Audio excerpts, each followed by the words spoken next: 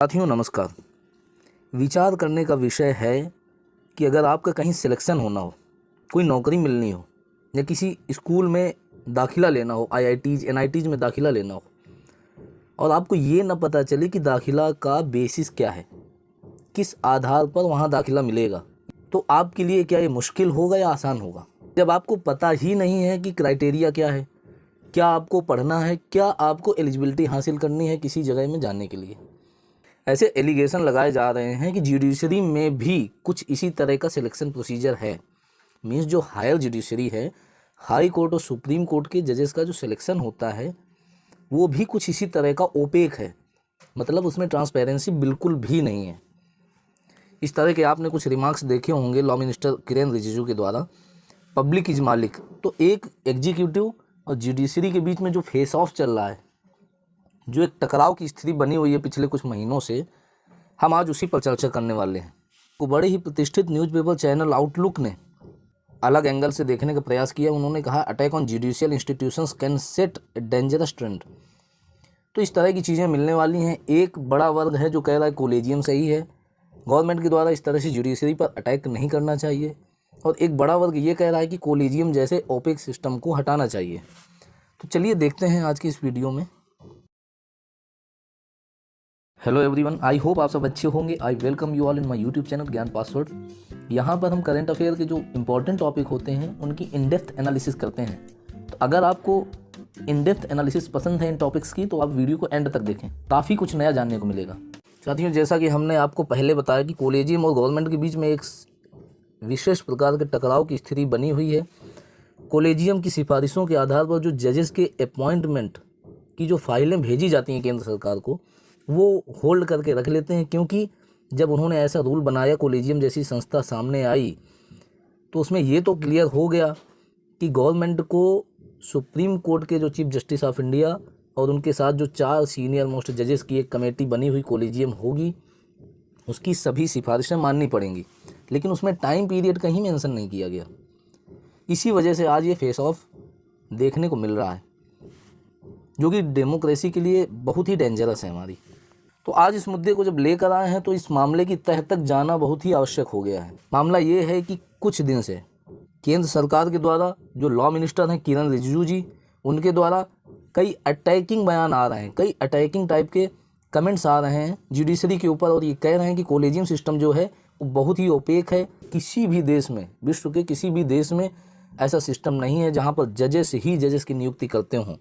जबकि supreme court ये कह रहा है कि इस चीज़ में जुडिशरी की इंडिपेंडेंस बनी हुई है, इसलिए ये बहुत ही ज़रूरी है।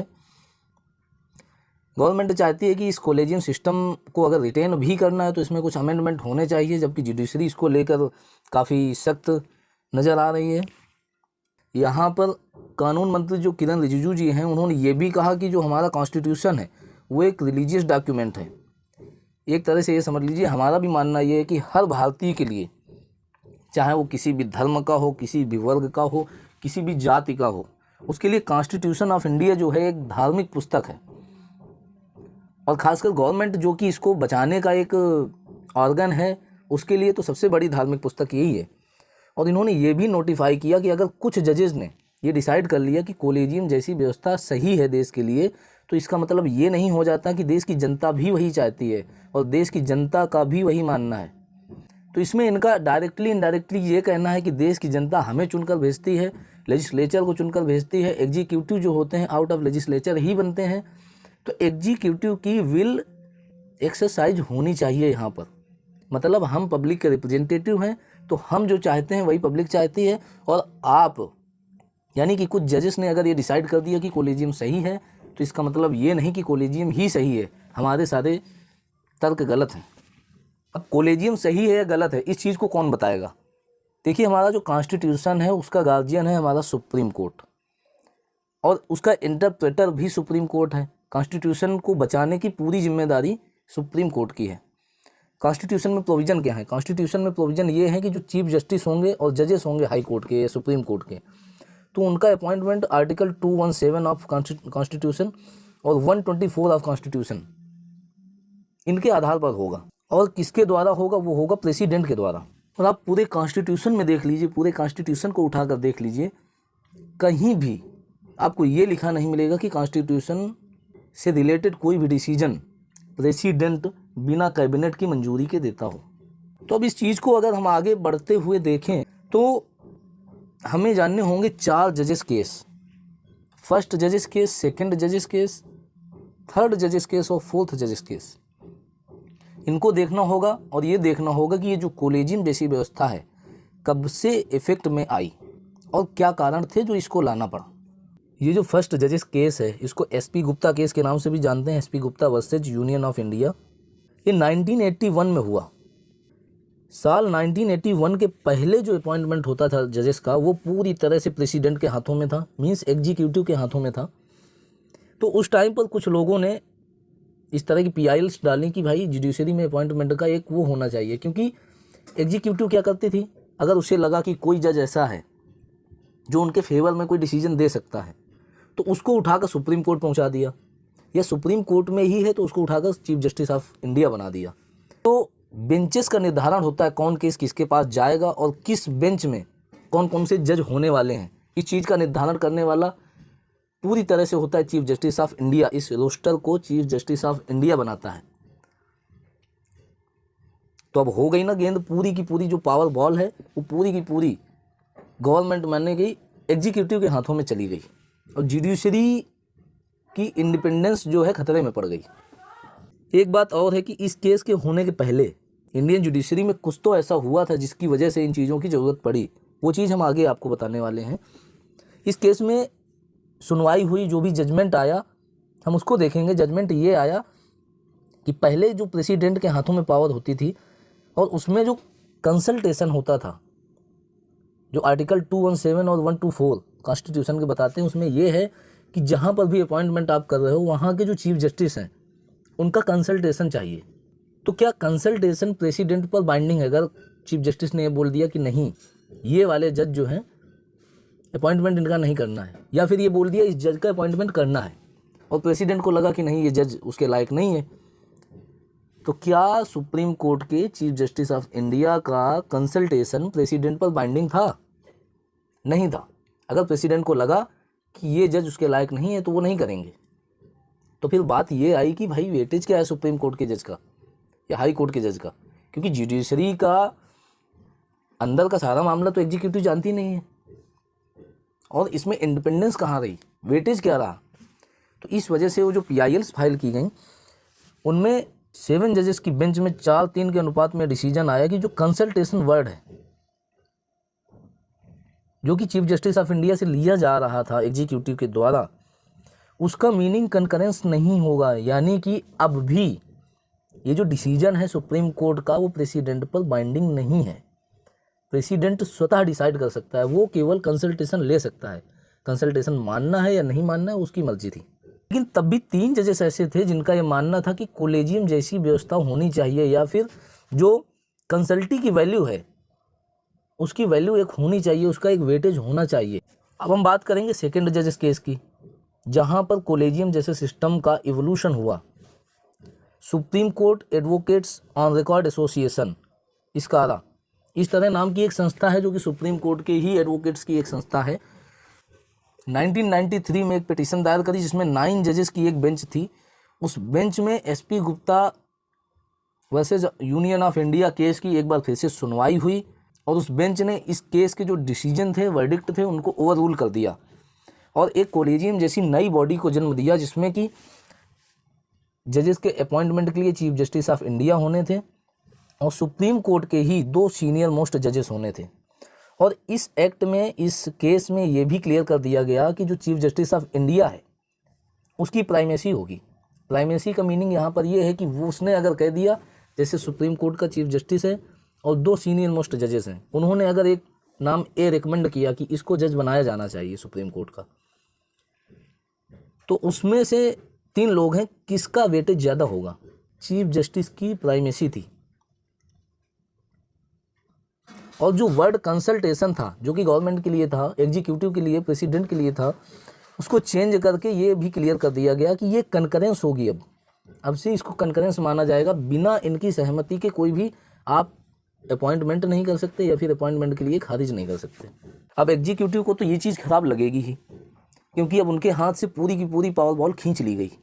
तो अटल बिहारी वाजपेयी की गवर्नमेंट में, बीजेपी की गवर्नमेंट में साल 1998 में जो उस टाइम के राष्ट्रपति थे KR नारायणन, उन्होंने अपनी कॉन्स्टिट्यूशनल पावर्स का यूज करते हुए सुप्रीम कोर्ट से एक जवाब मांगा कि ये जो CGI +2 जजेस हैं, तो इनमें जो 2 जजेस का वेटेज है, अगर CGI की सुप्रीमेसी कर दी गई तो चीफ जस्टिस ने बोला वही सत्य है, तो बाकी 2 जजेस क्या कर रहे हैं, इनका क्या वेटेज है, इस चीज़ पर उन्होंने सवाल उठाया। और इसीलिए इस केस को थर्ड जजेस केस तो कहा ही जाता है। साथ में ये कोई अलग से केस नहीं था, ये माना जाता है कि ये एक ओपिनियन केस है, ओपिनियन डिलीवर किया गया था। लेकिन इसमें एक रिस्ट्रक्चरिंग हुई कॉलेजियम सिस्टम की। जो बॉडी थी जजेस का चुनाव करने वाली, उसमें चीफ जस्टिस ऑफ इंडिया के अलावा 4 सीनियर मोस्ट जजेस कर दिए गए। और ये भी एक डिसीजन लिया गया कि जो इसमें मेजॉरिटी के आधार पर डिसीजन नहीं होगा। जैसे 4 सीनियर मोस्ट जजेस हैं, एक चीफ जस्टिस ऑफ इंडिया है, अगर उन्होंने कोई नाम ए रिकमेंड किया है तो उनमें भी अगर मतभेद है, अगर उनमें से 2 जजेस ये कह रहे हैं कि ए को सुप्रीम कोर्ट में नहीं लाना है और 2 जजेस plus chief justice of India ये कह रहे हैं कि इसको सुप्रीम कोर्ट में लाना है, तो एक कॉमन अंडरस्टैंडिंग ये कहती है कि इधर तो 3 हो गए, 2 जजेस प्लस एक CGI, तो इनकी अनुशंसा के आधार पर ए नाम के जज को सुप्रीम कोर्ट में आना चाहिए। लेकिन नहीं, इस केस में ये क्लियर कर दिया गया कि अगर किसी को भी कॉलेजियम जैसी बॉडी में किसी को भी अगर किसी जज से आपत्ति है, पर्सनली नहीं लेकिन इंस्टीट्यूशनली अगर आपत्ति है, तो उसको सुप्रीम कोर्ट का जो चीफ जस्टिस है गवर्नमेंट के पास उस नाम को रिकमेंड करके फाइल आगे ही ना बढ़ाए, उसकी ये जिम्मेदारी बनती है। तो ये क्लियर कर दिया गया कि जो जजेस का अपॉइंटमेंट होगा प्लूरैलिटी के आधार पर होगा, मेजॉरिटी नहीं, प्लूरैलिटी, यानी कि ज़्यादातर सबके सब जजेस उसको सपोर्ट करने चाहिए। और ये सारे क्लॉजेस को जो मेमोरेंडम ऑफ प्रोसीजर होता है सुप्रीम कोर्ट का, उसमें अमेंड कर दिया गया। जैसे ही नरेंद्र मोदी गवर्नमेंट आती है साल 2014 में, तो अगस्त में ही नेशनल जुडिशरी अपॉइंटमेंट कमीशन नाम के बिल को इंट्रोड्यूस कर दिया जाता है। इसको 99th कॉन्स्टिट्यूशनल अमेंडमेंट बिल भी बोला जाता है। जैसे सुप्रीम कोर्ट के जजेस की नियुक्ति की जाए तो सेंटर का मामला लगता है, पूरे देश का एक साथ लगता है। लेकिन अगर किसी हाई कोर्ट के जज की नियुक्ति की जाए, आल्दो उसकी नियुक्ति प्रेसिडेंट ही करता है, उसमें राज्य का कोई लेना देना नहीं होता है, लेकिन एक फेडरल स्ट्रक्चर की बात आ जाती है, जैसे कि USA वगैरह में होता है। वहाँ पर सुप्रीम कोर्ट अलग है, हाई कोर्ट अलग है, और इतनी ज़्यादा इंटीग्रेटेड नहीं है वहाँ की जुडिशरी। अपने यहाँ इंटीग्रेटेड जुडिशरी है, स्टेट का कोई अपना हाई कोर्ट होता नहीं है। तो यहाँ पर जब फेडरल फैक्टर आ जाता है, तो इस बिल में आधे से ज़्यादा, कॉन्स्टिट्यूशन में लिखा है जब भी फेडरल मामलों की बात आए तो आधे से ज़्यादा स्टेट्स का रेटिफिकेशन यानी कि प्रमाणन लेना जरूरी है। तो इस बिल को प्रमाणित करने के लिए 16 स्टेट्स का रेटिफिकेशन लिया गया, और हाथों हाथ बड़ी ही शीघ्रता दिखाते हुए प्रेसिडेंट ने दिसंबर 2014 में इस बिल को मंजूरी दे दी, और इसको 13 अप्रैल 2015 से इफेक्टिव होना था। लेकिन बात यहीं पर ख़त्म नहीं होती है। इस 99th कॉन्स्टिट्यूशनल अमेंडमेंट को भी सुप्रीम कोर्ट में चुनौती दी गई, और 16 अक्टूबर 2015 को डिसीजन आया 4-1 के अनुपात में, 4-1 की मेजॉरिटी में डिसीजन आया कि ये जो है अनकॉन्स्टिट्यूशनल है। गवर्नमेंट के इस बिल को सुप्रीम कोर्ट ने अपनी जुडिशियल पावर को यूज करते हुए, जुडिशियल रिव्यू की एक पावर होती है ना सुप्रीम कोर्ट के पास, उसको यूज करते हुए इन्होंने इस बिल को स्ट्राइक डाउन कर दिया कि ये अनकॉन्स्टिट्यूशनल है, और ये बताया कि जो जुडिशरी की ऑटोनॉमी है उसको एग्जीक्यूटिव के द्वारा एनक्रोच किया जा रहा है, इंटरफेयर किया जा रहा है। इसलिए ये बेसिक स्ट्रक्चर ऑफ कॉन्स्टिट्यूशन इन्होंने क्या किया, जो केशवानंद भारती के केस में आया था कि गवर्नमेंट कॉन्स्टिट्यूशन में कोई भी अमेंडमेंट कर सकती है, इंक्लूडिंग फंडामेंटल राइट्स का भी अमेंडमेंट कर सकती है, लेकिन प्रोवाइडेड की जो बेसिक स्ट्रक्चर है कॉन्स्टिट्यूशन का, जो मूलभूत ढांचा है, उसमें कोई भी बदलाव नहीं होना चाहिए। तो उस बेसिक स्ट्रक्चर के डॉक्ट्रिन को यूज करते हुए इन्होंने अपनी जुडिशियल रिव्यू की पावर को यूज करते हुए ये कहा कि जुडिशरी को इंडिपेंडेंस को नहीं छीना जाना चाहिए, और ये एग्जीक्यूटिव के द्वारा जुडिशरी पर एक इंटरफेरेंस है। लेकिन उस टाइम पर जो सुप्रीम कोर्ट ने ये भी माना कि जो कॉलेजियम सिस्टम है वो ओपेक हो चुका है, उसमें हम गवर्नमेंट को कुछ भी नहीं बताते हैं, जनता के सामने कुछ भी नहीं आता है, तो इस तरह से कुछ तो अमेंडमेंट इसमें होना चाहिए और ट्रांसपेरेंसी लानी चाहिए। इस चीज़ को उस केस में माना भी गया। हम जनता को क्या समझना चाहिए, इन दोनों में से कौन सा इंस्टीट्यूशन बेटर होगा, कॉलेजियम इंस्टीट्यूशन बेटर है या गवर्नमेंट के हाथ में ही पावर होनी चाहिए? क्योंकि गवर्नमेंट को हम चुनकर भेजते हैं वहाँ तक। और गवर्नमेंट, ऐसा माना जाता है कि डेमोक्रेसी में जो पार्लियामेंट के अंदर डिसीजन होते हैं वहाँ पर हमारे रिप्रेजेंटेटिव बैठे हैं और हमारे भलाई के लिए, हमारी विल एक्सरसाइज करने के लिए होते हैं। तो जो NJSC national judicial appointment commission था, राष्ट्रीय न्यायिक आयोग, उसका कंपोजिशन क्या था? उसमें जो मेन था, एक लॉ मिनिस्टर थे प्लस 2 एमिनेंट पर्सनालिटी थे। लॉ मिनिस्टर कहाँ से आते हैं? लॉ मिनिस्टर आते हैं एग्जीक्यूटिव से, मीन्स सीधे सीधे गवर्नमेंट से। और जो 2 एमिनेंट पर्सनालिटीज़ हैं उनको अभी तक क्लियर नहीं किया गया इसमें कि कौन होंगे वो।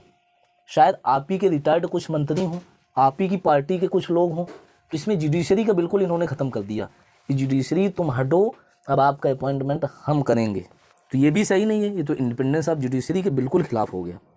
और इन्होंने यही तर्क दिया कि जो एग्जीक्यूटिव है लोगों की विल एक्सरसाइज करने के लिए रिस्पॉन्सिबल है, हम उनके रिप्रेजेंटेटिव हैं।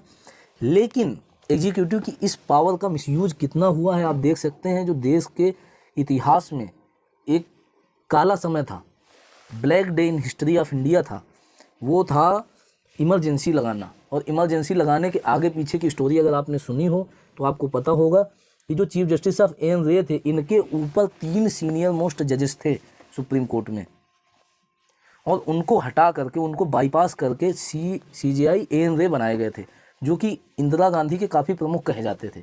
और उन्होंने इंदिरा गांधी के द्वारा किए हुए धड़ाधड़ एक के बाद एक अमेंडमेंट को सही ठहरा दिया। इवन जुडिशियल रिव्यू की जो सुप्रीम कोर्ट की क्षमता है उसको भी इंदिरा गांधी गवर्नमेंट ने ख़त्म कर दिया था। साथियों, कॉलेजियम और NJSC में कौन बेटर होगा, इस डिसीजन तक प्रॉपरली कोई नहीं पहुंच पाया। अगर तर्क संगत बात करें, लॉजिक की बात करें, तो पूरी की पूरी पावर बॉल NJSC में एग्जीक्यूटिव के हाथ में जा रही है। कॉलेजियम सिस्टम में पूरी की पूरी पावर बॉल जुडिशरी के हाथ में जा रही है।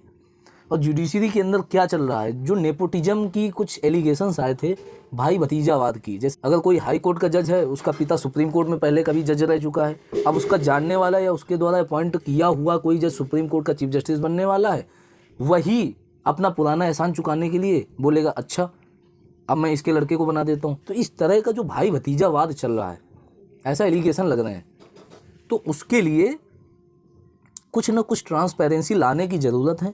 और गवर्नमेंट जो कि हमारे द्वारा चुनकर भेजी जाती है, उसका भी एक रिप्रेजेंटेशन कुछ बहुत तो होना ही चाहिए। या फिर अगर रिप्रेजेंटेशन नहीं देना है, जुडिशरी को पूरी तरह से इंडिपेंडेंट करना है, तब भी कुछ ट्रांसपेरेंसी जो कि जनता के सामने आए और हमारा भरोसा जुडिशरी पर बने, उसके लिए कुछ ट्रांसपेरेंसी लाने का प्रयास भी करना चाहिए। तो आप लोगों की क्या राय है, आप कमेंट में ज़रूर बताएं। इस वीडियो को यहीं पर एंड करते हैं, तब तक के लिए मिलते रहेंगे। सी यू सून। जय हिंद, बाय बाय।